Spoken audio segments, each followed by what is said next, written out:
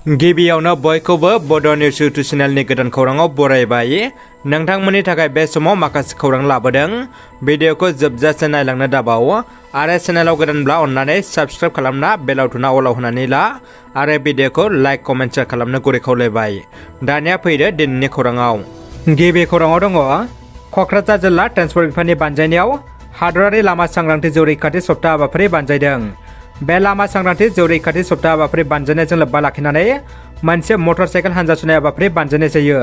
Motor cycle हानजा सुनाय हाबाफारिखौ क'क्राझार जिल्ला DTO मावख'निफ्राय जागायजेननाय जायो। हाबाफारियाव क'क्राझार जिल्ला DTO मावख'नि बिबानगिरि मदन राभा आरो गोबां मावख'आरि बिबानगिरिफोरनि लोगोसे क'क्राझार जिल्लानि जिल्ला बेंगिरि बर्नाली देखा IS बिथाङाबो बाहागो लायो। नेशनेल रड सेफ्टि उइकजों लोब्बा लाखिनानै बानजायनाय बे मटर साइकेल हानजा सुनाय हाबाफारिखौ बेखेवनानै होयो क'क्राझार जिल्लानि जिल्ला बेंगिरि बर्नाली देखा IS बिथाङा।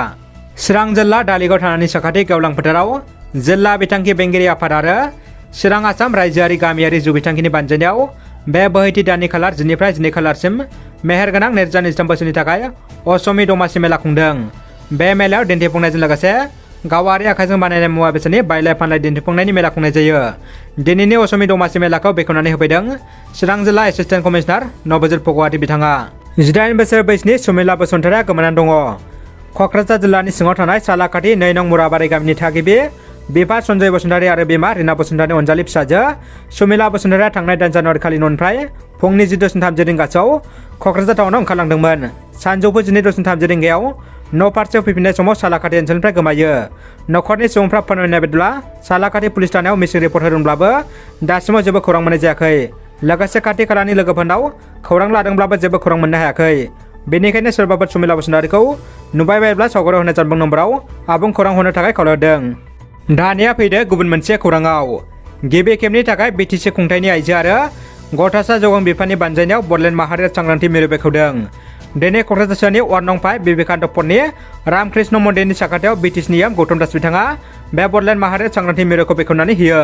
मख'जाथावदि बे मिरुखौ BTCनि गंबा जिल्लाफ्राव गंबायै फसंनाय जागोन आरो बेनि गेजेरजों सांग्रांथि फोरोंथाय हाबाफारि बानजायनाय जागोन।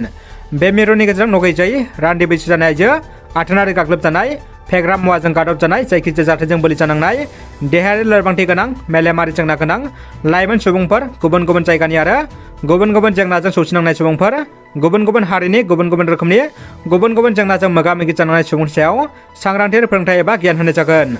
हाबाफारियाव BTCनि जइन्ट सेक्रेटारि फामि ब्रह्म, MCLA राजिब ब्रह्म, गोबां आइजो आरो गोबां BJP आरो UPPL दलनि बिबानगिरि बिथांमोना बाहागो लायो। 4 नं जमदुवार बियामनि सिङाव थानाय जमदुवार ब्लक UPPL दलनि बोसोरसालिया जथुम्माया दिनै गसाइगाव महकुमानि सिङाव थानाय जारागुरि थापो संकस दैसासिनि खैरो बागानाव सानसेनि हाबाफारिजों जोबनानै थाङो। बे बोसोरसालिया जथुम्मायावनो आलासि महरै बाहागो लादों फारियै 28 नं गसाइगाव बिधानसभा बियामनि MLA जिरान बसुमतारि, बिटिआरनि मावफुं सोद्रोमा अखिल मुसाहारि, UPPL दलनि नेहाथारि समनाथ नार्जारि, राजन नार्जारि बिथांमोनजों लोगोसे UPPL दलनि गोबां दैदेनगिरिफोर लोगोसे UPPL दलखौ मोजां मोनग्रा रायजो राजाफोरखौ बाहागो लानायखौ नुनो मोननाय जायो। आरो बे हाबाफारिनि गेजेरजों UPPL दलआ थांनाय समाव रायजो राजाफोरनि थाखाय मा खामानि मावबोनो हाखो आरो फैगौ समाव मा हाबा मावनो थांखि लादों बेफोरखौ लानानै रायजो राजाफोरनि सिगाङाव MLA आरो EM बिथांमोना गेबें फोरमायना होयो। आरो बे हाबाफारियावनो UPPL दलखौ मोजां मोननानै 300निबो गोबांसिन रायजो राजाफोरखौ हाबफैनायखौ नुनो मोननाय जायो। फगेराग्रामाव खारसे बेरसे बुथारनाय जाथाय। बिसिमारनि थागिबि मंथास आलीखौ लेंनानै लाबोना बुथारनाय जाथाय। क'क्राझार जिल्लानि फगेराग्राम पुलिस थानानि सिङाव थानाय बिसिमारि गामियाव मंथास आली मुंनि सासे लाइमोनखौ बुथारनाय जाथाया ओनसोलनाङैनो गोख्रों फिनजाथाय सोमजिखांहोदों। जाथायनि सायाव मिथिनो मोननाय बायदिब्ला मंगलबारनि मोनाबिलि समाव मनाकसआव इस्लाम धोरोमारिफ्रा नामाज फरायबाय थानाय समावनो मंथास आलीखौ कल खालामना लेंहरना बुनानै गोब्राब जोखोम खालामो। गोब्राब जोखोम जानाय सुबुंखौ फगेराग्राम पुलिसनो खौरां होनाय लोगो लोगो पुलिसआ मंथास आलीखौ बोखांनो हायो आरो देहा फाहामसालियाव फाहामथायनि थाखाय थिसननाय समावनो जिउ गोमायो होननानै मिथिनो मोननाय जादों। खारसे बेरसे सासे लाइमोनखौ बुथारनाय जाथायखौ ओनसोलनि गुबुन गुबुन आफाद गौथुमफोरा गोख्रों रावजों सोंखारनानै लोब्बा थानाय दायनिगिरिफोरखौ आयेननि गेजेरजों गोख्रों साजा होनांगौ होनना पुलिस खुंथायनि खाथियाव दाबि दैखांदों। दानिया फैदो जोबथा खौराङाव। बड'लेण्ड नसुं चेम्पियनशिपआ उदालगुरि सोहोरनि विष्णु राभा कृष्टि संघआव खुंजागासिनो।